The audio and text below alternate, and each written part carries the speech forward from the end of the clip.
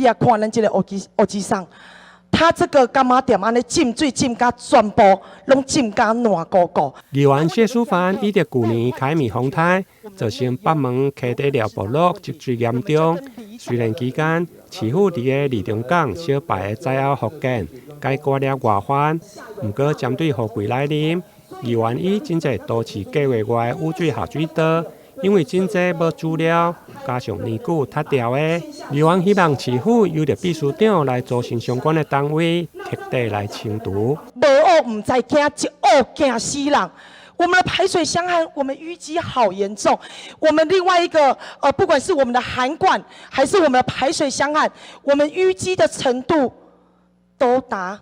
80公分以上诶，这是第三条，咱的下库的侧沟，我们的淤泥淤积了80公分，很可惜我们的清沟车马无法度处理诶。议员，我们会请这个相关单位就秘书长来邀集大家来处理，但是重点就是说，所谓冰冻3尺非一日之寒。这个江涵淤积也不是1年淤积的哈，那如同你刚刚讲，可能是当年在本门乡，或甚至更这个以前台南县政府可能10几20年。除了地区的问题，另外伫个道路安全方面，议员依着171管道北门桥的部分，因为有部分的路基被流失，造成河岸外塞，甚至路顶歪起，路边去下吊顶，严重影响到用路人的安全。对此，市府干部甲着水利等单位嘛将来会勘，希望找出下陷的原因，再过来做改善。台南新闻林跟杨顺怀采访报道。